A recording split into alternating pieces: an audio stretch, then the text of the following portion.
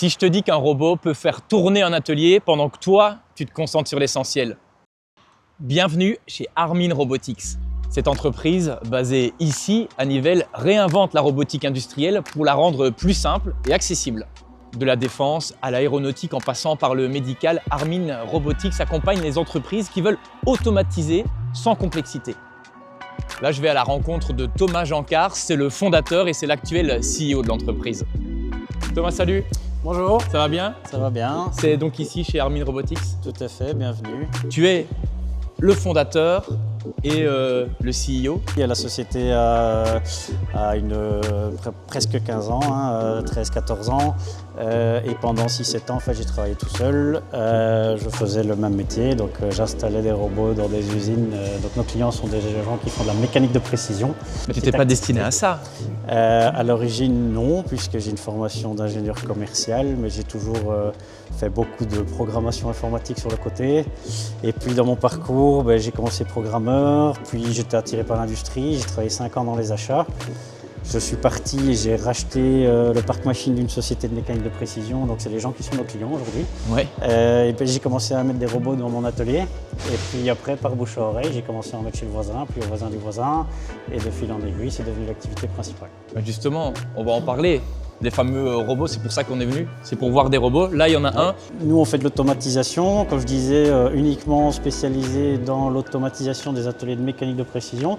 Donc tous nos clients vont être des gens qui fabriquent des pièces précises avec des process d'usinage, ça s'appelle, donc tournage ou fraisage principalement. Et nous, on a comme ambition de pouvoir automatiser le process complet de ce type d'industrie. Leur simplifier la vie, les aider à améliorer leur compétitivité, puisque s'ils sont sur des marchés assez durs au niveau des prix, où ils ont de la concurrence internationale. Et en gros, dans leur process, les machines qui fabriquent les pièces sont très chères. Et donc, c'est simple, plus elles travaillent, plus c'est intéressant. Et donc nous, on vient en fait en support et on vient automatiser les chargements et déchargements de machines et tous les process annexes pour faire plus d'heures. Donc aujourd'hui, on est actif en Belgique, en France principalement. On a un premier client en Suisse, on a vendu une première machine pour les États-Unis et donc nos ambitions, c'est plutôt l'internationalisation. On a l'impression que tout a été sur des roulettes en fait, que ça a été facile du début à la fin et que ça a été linéaire. Sauf que c'est pas forcément le cas en fait. Non, ça n'a pas du tout été linéaire, puisque en gros sur 12, 13, 14 ans, c'est 6 tout seul avec quand même beaucoup de défis techniques, beaucoup de risques au final avec le recul. Puisque pas nécessairement financier, mais technique, puisque c'est un métier où j'ai eu beaucoup à apprendre.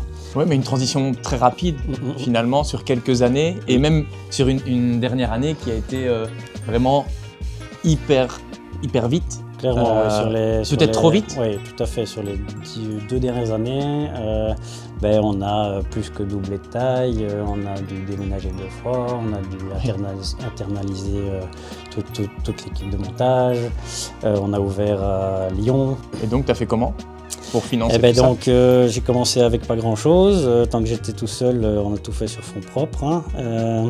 Et puis 2019, pour commencer à financer les premiers recrutements, et les premiers développements plus poussés techniques, on a fait une première petite ouverture de capital.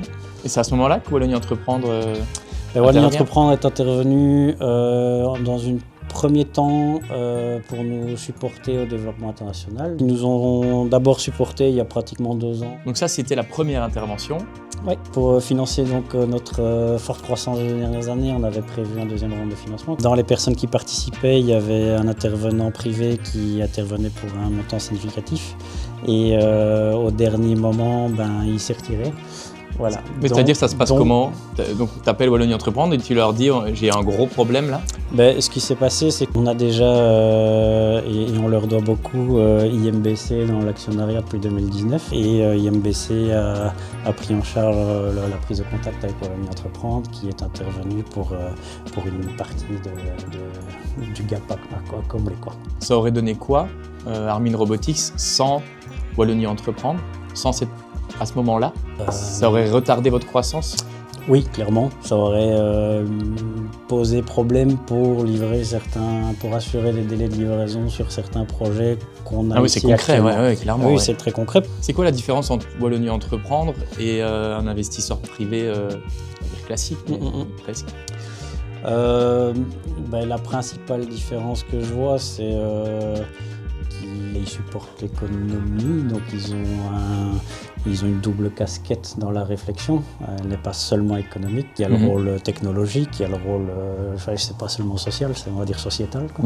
Et donc ils ont, je pense, une prise de risque plus significative qu'une banque. Et une fois qu'ils sont là, ça nous permet de nous appuyer sur ça pour éventuellement faciliter des discussions avec banques et autres, plus classiques. De base, Thomas, tu n'étais pas destiné à être entrepreneur. Au moment où tu fais tes études, au moment où tu sors des études, tu savais déjà que tu voulais être entrepreneur? Il y avait ça dans un coin de ta tête quand même? Il y avait déjà un petit côté comme ça, oui, quand même. Ta passion, c'est la robotique, la programmation ou l'entrepreneuriat?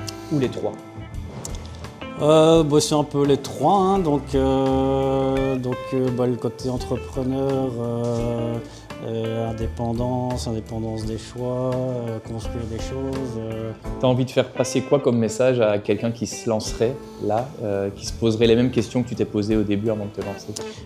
Que s'il sent, il faut le faire, parce que si on l'a en soi, l'entrepreneuriat, je pense que si j'étais resté salarié, je ne serais pas épanoui. J'aurais peut-être eu plus facile, au moins de moments difficiles, mais peut-être moins épanoui. Il ne faut pas hésiter à s'entourer.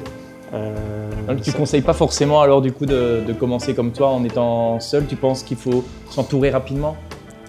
Ça va dépendre de l'activité, du bagage et de la situation. Si on a des ambitions de croissance, il faut s'entourer, il faut pouvoir se reposer sur une équipe. Voilà, on vient de vous faire découvrir Armin Robotics. On passe à la conclusion. En 10 ans, Armin Robotics est passé d'un seul atelier à des solutions robotisées actives dans l'aéronautique, le médical ou encore la défense. Avec le soutien de Wallonie Entreprendre, Armin Robotics a pu passer et franchir des étapes clés. Ce partenariat montre qu'un vrai accompagnement est aussi là dans les moments décisifs. Aujourd'hui, Armin Robotics continue d'innover et de faire rayonner le savoir-faire industriel wallon.